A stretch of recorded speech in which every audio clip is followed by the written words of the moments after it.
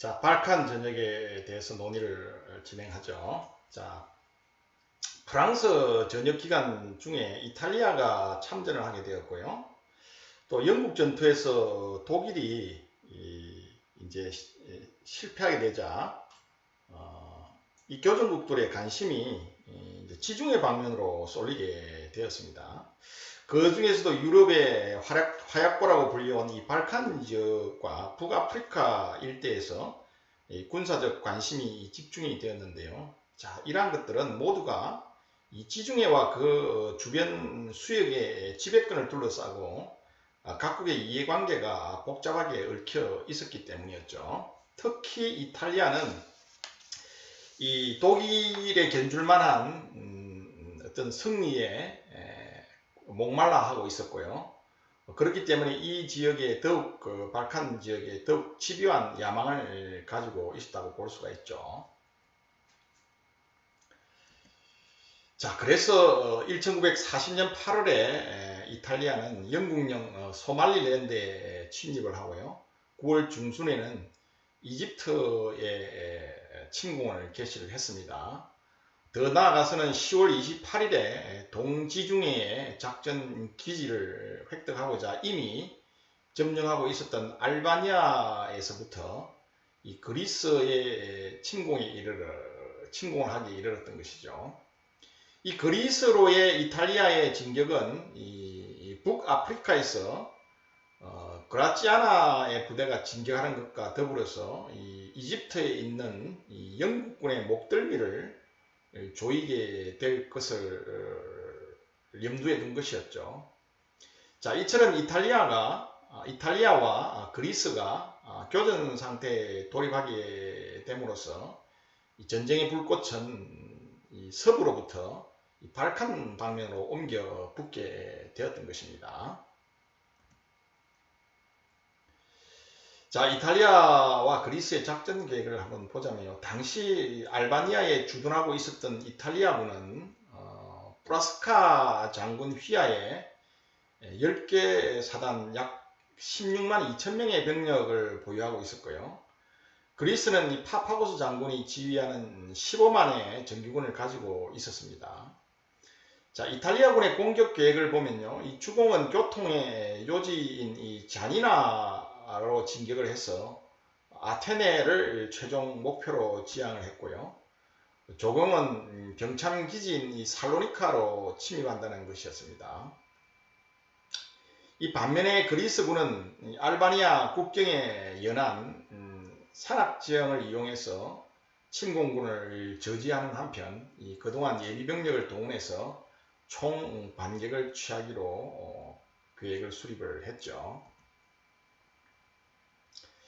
자, 작전 경과를 한번 살펴보자면요. 이 전투는 4개 방면에 걸쳐서 이탈리아군의 기습 공격으로 시작이 되었습니다.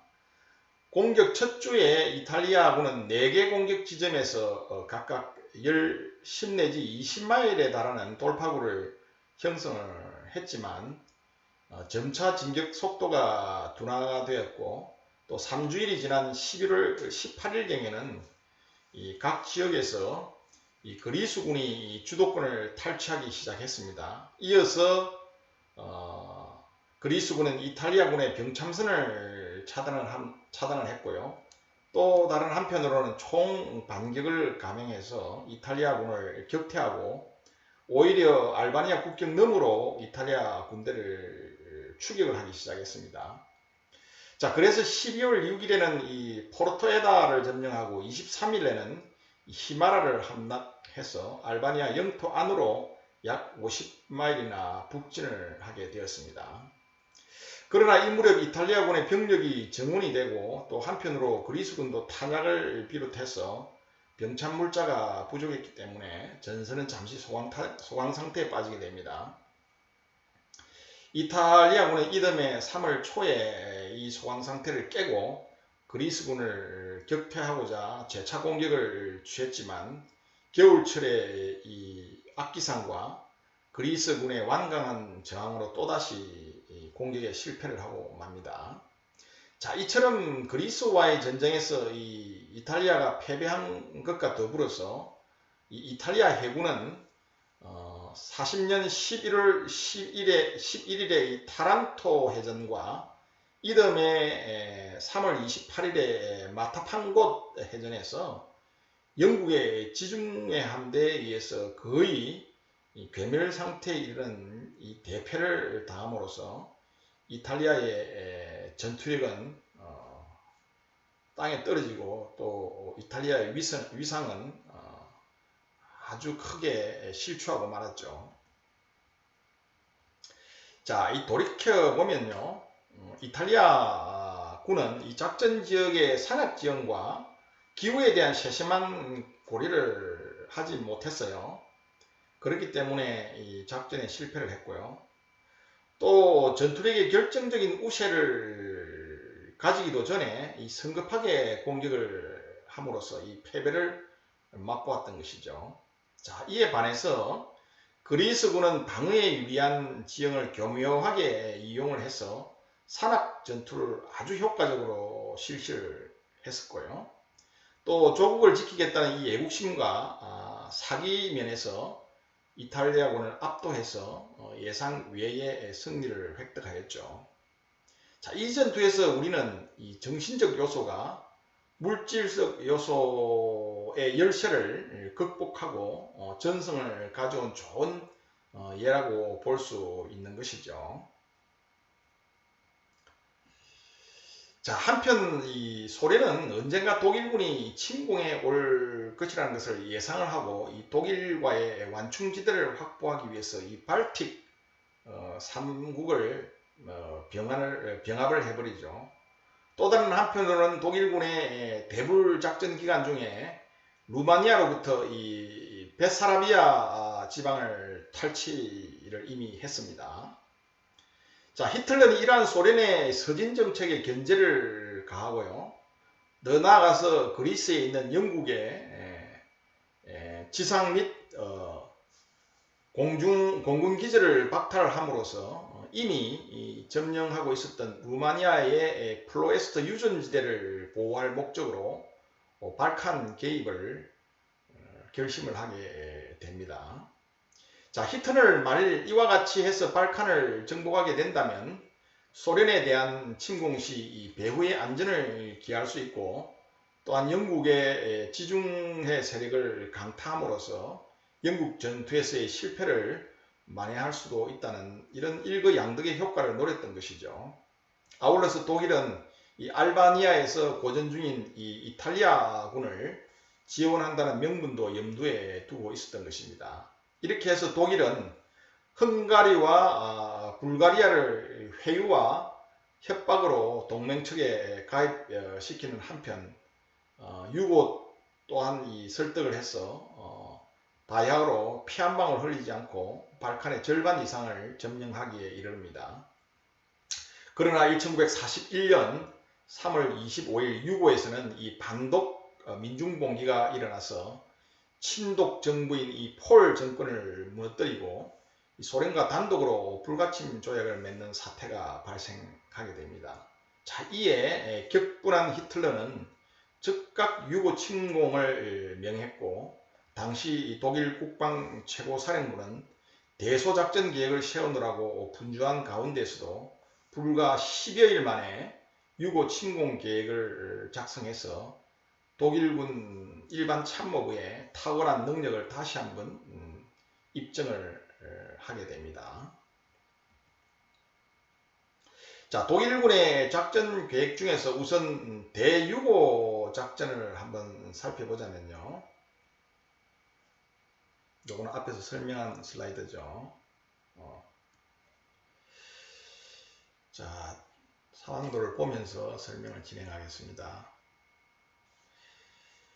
자, 독일의 작전 계획 중에 우선 대유고 작전을 보면 이 바이허스 장군 휘하의 제2군이 유고 북방에서부터 공격해서 이 자그레브를 함락한 뒤에 드라바 강과 사바 강 사이를 통해서 베어그라드로 진격하는 것이었어요. 저기 지도 상황도에 보면 제일 북쪽 위에 보면 바이어스 2 해가지고 X가 4개 표시되어 있는 부대가 있죠. 저게 2군입니다. 바이어스 장군이 지휘하는 2군이죠. 북방에서 결국은 이 베오그라드 중간쯤에 위에 보면 이 베오그라드가 있죠. 유고의 그 수도죠. 이 베오그라드로 진격을 주공으로 하는 것이죠. 그리고 클라이스트의 제1기갑 집단,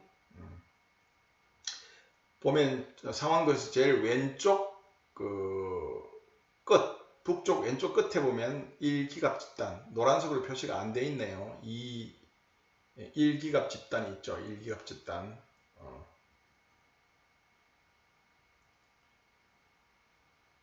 이 클라이스트의 1기갑 집단이 다시 봅시다. 1기갑 집단이 그게 아니고요.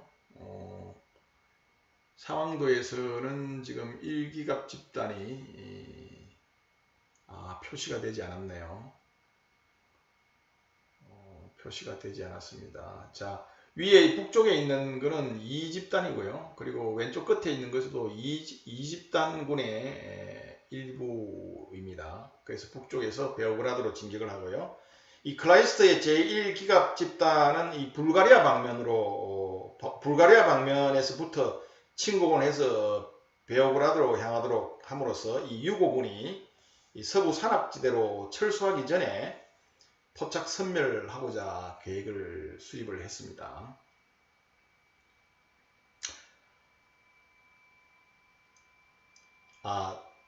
기갑집단, 클라이스트 장군 기갑집단이 그림 지도에 저기 베오그라드 밑에 보면 소피아하고 베오그라드 사이에 이 클라이스트 장군의 이 1기갑 집단군이 표시가 되어 있죠. 노란색으로 지금 표시가 안 되어 있는데요. 거기가 이 불가리아 지역을 통해서 결국은 남쪽으로 침공해서 베오그라드로 향하도록 그렇게 지금 공격 계획을 수립을 했죠. 그러니까 남쪽에서 불가리아 남쪽에서 북쪽으로 베오그라드로 공격을 하는 것이죠. 다시 한번 요약하면 북쪽에서는 바이어스 장군의 이 집단군이 이 베오그라드로 향하고요. 그리고 아래쪽 남부에서는 이 클라이스 장군의 1기갑 집단군이 북쪽으로 향해서 벨그라드로 진격하는 이런 기동 계획을 세웠던 것이죠.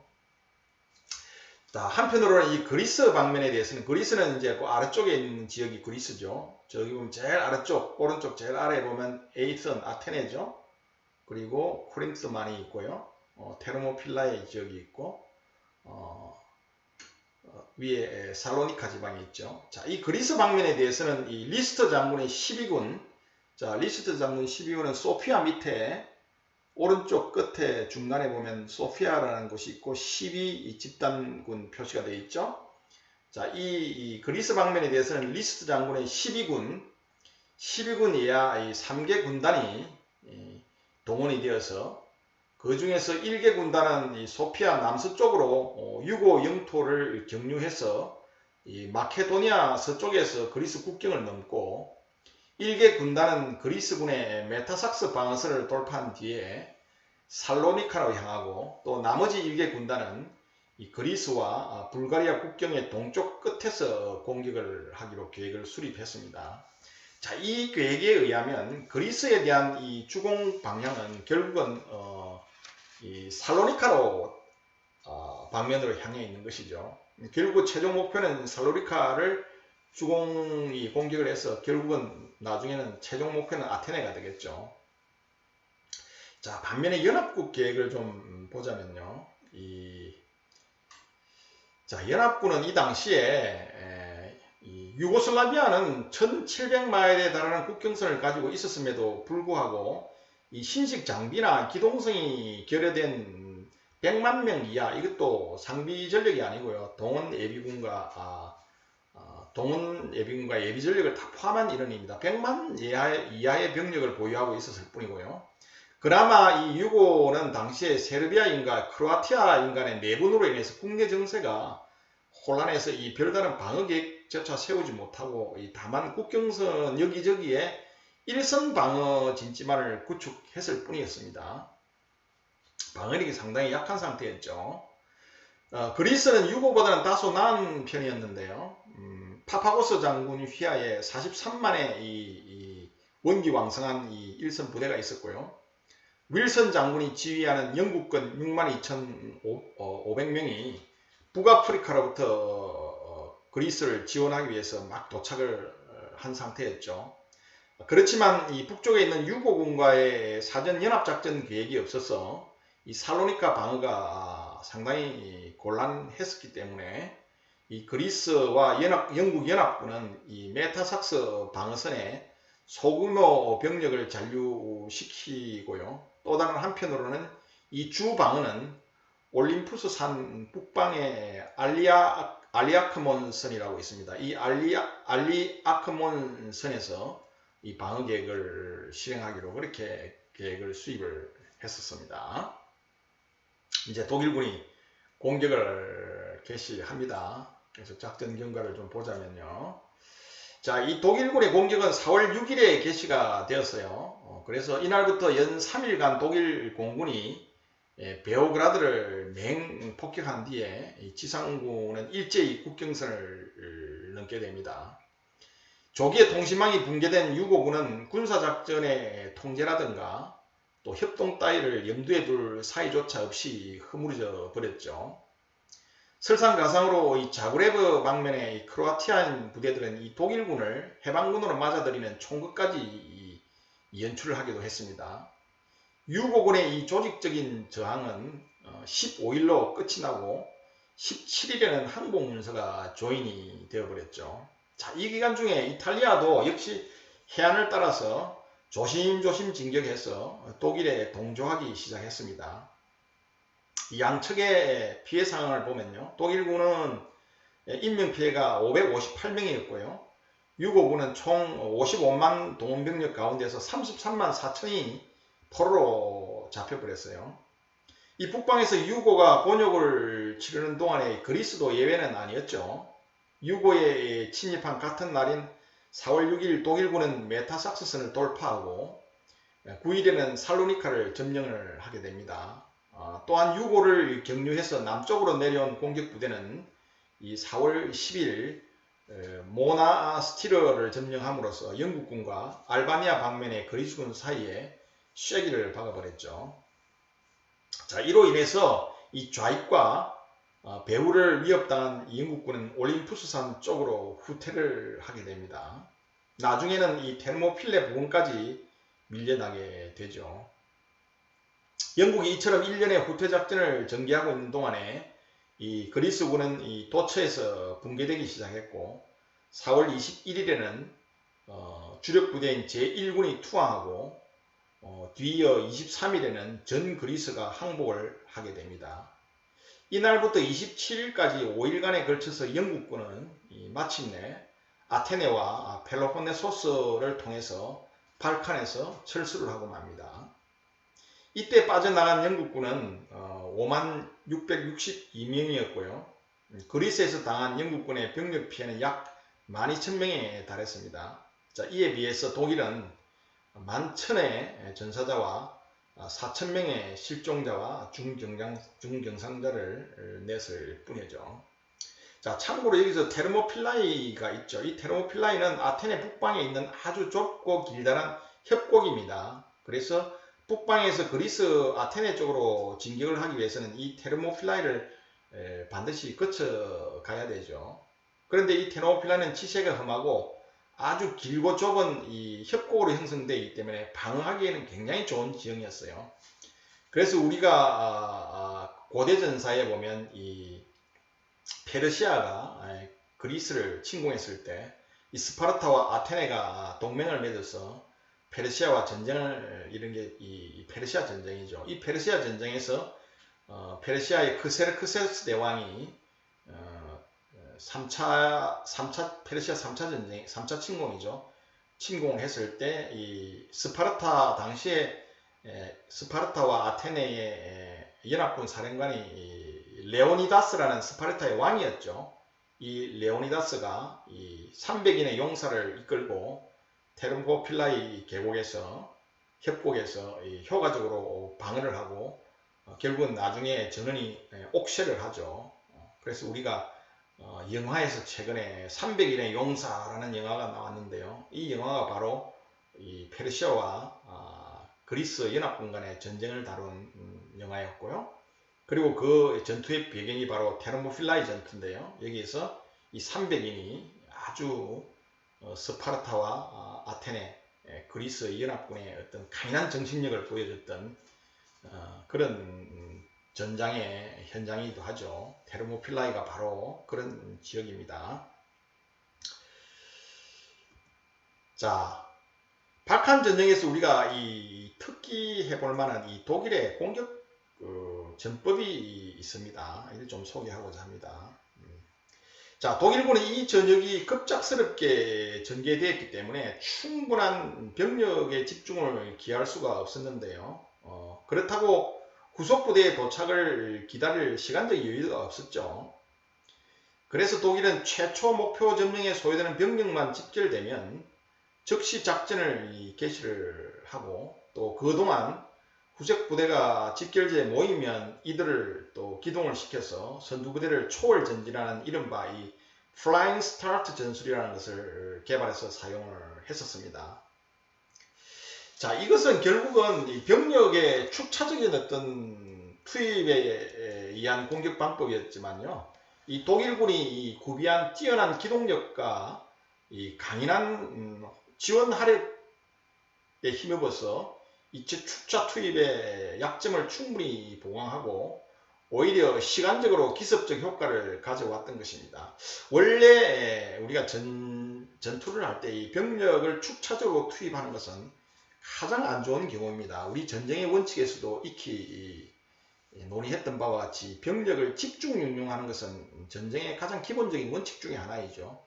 병력을 축차적으로 투입한다는 것은 그만큼 병력을 집중적으로 운용하지 못한다는 것입니다.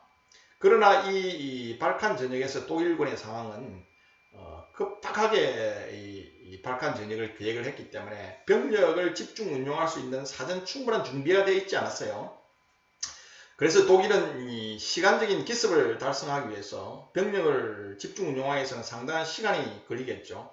그런데 이 시간을 허비하다 보면 결국은 기습의 효과를 달성하기 없기 때문에 독일은 전쟁의 원칙을 위반하면서도 이 축차적으로 병력을 투입을 해서 결론적으로는 성공을 이루는데, 그 성공의 원인은 바로 독일은 우수한 기동력을 보유하고 있었고 또 강력한 화력 지원이 가능했기 때문에 이러한 것들에 힘입어서 이 축차적인 병력 투입의 어떤 약점을 이 기동과 화력으로 보완을 할 수 있었기 때문에 성공을 할 수 있었던 것이죠.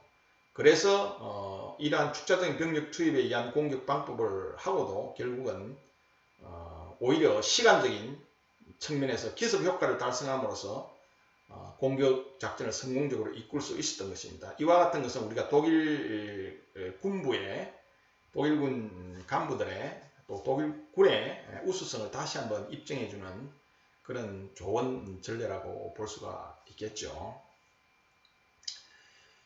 자, 이 독일, 그런데 여기에서 더 중요한 것은 말이죠, 이 독일군의 이 기갑부대 운용이 더 결정적으로 중요한 어떤 승리의 요소가 되었습니다. 자, 여기서 가장 발칸 전쟁에서 중요한 교훈은 일반적으로 이 기갑부대의 대규모 사용이 불가능하다고 인식되어 왔던 이 산악 지형에서 독일군이 이 전차의 위력을 10분 발휘시켰다는 점입니다.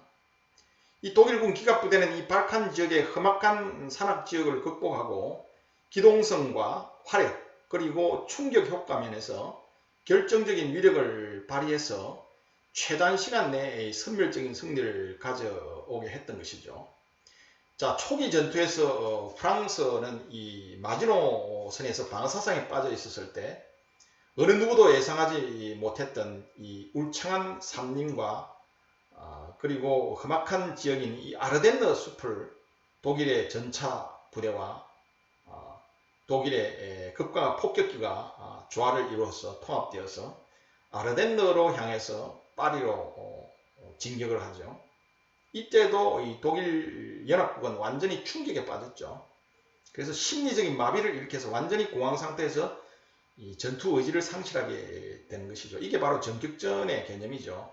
자, 프랑스 전역에서 마찬가지로 이 발칸 전역에서도 독일은 이 발칸 반도의 험악한 산악 지역에서 어느 누구도 전차부대를 운용하리라고 생각 못했던 그 바로 사고의 허점을 극복을 하고 과감하게 기갑부대를 산악지역으로 운영함으로써 단기 속기를 가능하게 했던 것이죠. 3천년 전에 손자병법에서 손자가 가장 중요시했던 이 부분이 바로 이 단기 속결전입니다. 손자는 이 전쟁이라는 것은 국가의 가장 중요한 대사이기 때문에 신중하게 전쟁을 결정해야 되고, 만약에 불가피하게 전쟁을 해야 된다고 그러면 최고의 방법은 싸우지 않고 승리하는 것이 최고의 방법이라고 그랬죠. 이 손자의 가장 중요한 이 부전선 사상이죠. 그러나 불가피하게 싸워야 된다고 그러면 전쟁을 오래 끌지 말고 단기 속결전으로 끝내야 결국은 전쟁에서 승리할 수 있다고 하는 게 손자의 주 사상인데요. 이러한 손자 병법을 이 독일군들은 아주 잘 구현을 했다고 볼 수가 있습니다. 자, 그래서 우리도 이러한 그 한국의 지형과 또 대비해서 고려해 볼 때 다시 한번 우리도 이 새로운 기갑전의 양상을 연구할 필요가 있고요. 아울러서 유고군이 취했던 이 선방어는 기동성 있는 공격 앞에서 무력하다는 점 역시 우리가 놓쳐서는 안 될 그런 중요한 교훈이라고 생각이 됩니다. 자, 발칸 전역의 결과 이 독일은 이 플로에스트 유전지대에 대한 루마니아 지역에 있던 유전지대죠. 이 유전지대에 대한 영국 공군의 위협을 제거를 하고 이 동지중해 일대에 강력한 영향력을 발휘하게 되었고요. 전 세계는 또 한 번 이 독일군에 가공할 만한 공격력의 경악을 금치 못했던 것입니다.